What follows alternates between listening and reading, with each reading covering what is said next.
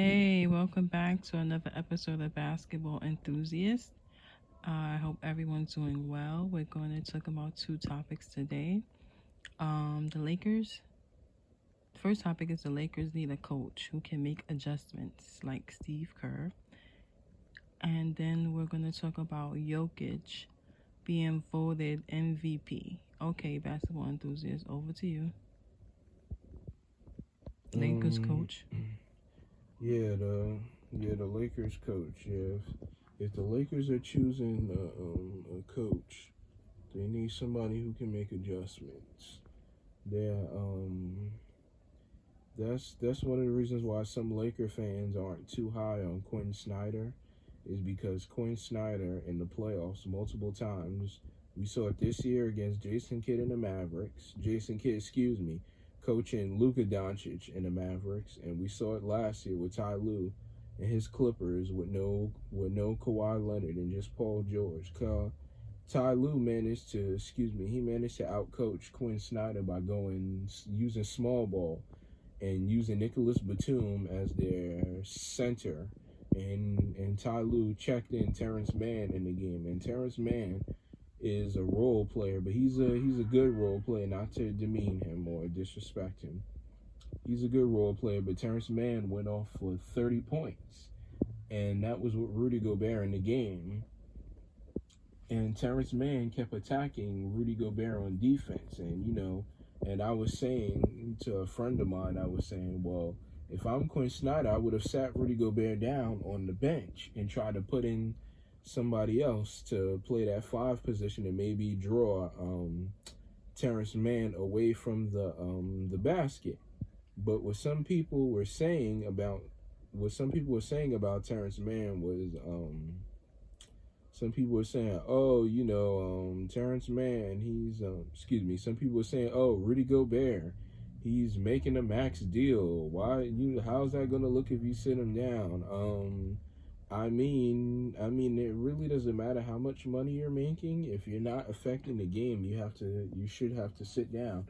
And that's one good thing Steve Kerr does with his guys. He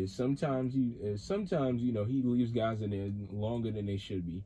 But for the most part, when Steve Kerr notices somebody isn't playing, he sits them down. He doesn't check to see how much money they're making.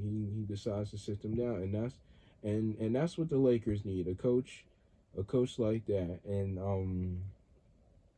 there are plenty of head coaching candidates that the Lakers are looking at currently. As we all have heard, Mark Jackson is one of the guys they're looking at. Basically, Mark Jackson is one of the names they're looking at, and there were also reports that they spoke to former Portland Trailblazers head coach Terry Stotts, who's good offensively. I'm not sure how good a defensive coach he would be, and there's rumors that they have their eyes on Darvin Ham as well. So hopefully Mark Jackson or Darvin Ham are really good with adjustments. So if certain things, as we said before, aren't working, the Lakers are willing to, he's willing to change it up. He's not stubborn with his game plan, and I've noticed that a lot of coaches in the playoffs have struggled with that, like Doc Rivers. Like Doc Rivers is another name in the Lakers. They said they have their names on. He's currently coaching the 76ers. Doc Rivers and Quinn Snyder are the two coaches I've noticed. They struggle with making adjustments. Like Ty Lue, his stint with the Clippers has showed me he's willing to do that, and that's excellent. Ty Lue to me and Steve Kerr are the only coaches that I've seen. Jason Kidd, excuse me, include him as well, are the only three coaches, and Willie Green for the Pelicans. Those are the only coaches that I've seen that have been and one more, Ime Udoka for the Boston Celtics. Are the only coaches I've seen. They're willing to make adjustments. They see certain things aren't working for them. They're willing to scrap plan A or plan B and go to C or D. And they get different results for the most part, and their teams end up winning the game. But the coaches, to me, who are stubborn with their game plans, like I said before, Doc Rivers and Quinn Snyder, that's why I believe their teams have blown a lot of leads that they shouldn't. Series leads where they're up 2-0 or or they're tied 2-2. So that's why I believe that they their teams haven't really played that well. Also, what do you think about Jokic being named MVP? Jokic, I have nothing against Jokic. I'm really a fan of his. I enjoy watching his game, even though for some people it's not.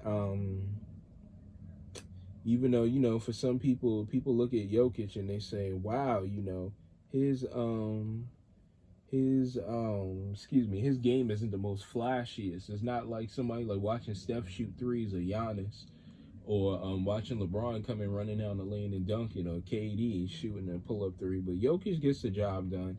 I just felt this season it should have gone to Joel Embiid. I mean, Embiid went through a lot this year. He's playing on a thumb ligament that he tore that requires surgery, and then also he has to wear the mask out. He's playing. I was hoping Joel Embiid won MVP, like I said, and nothing against for any of the people who are Nuggets fans that are listening. I don't hate Jokic at all. That's not what I'm saying. I just believe it should have gone to Joel Embiid. Joel Embiid.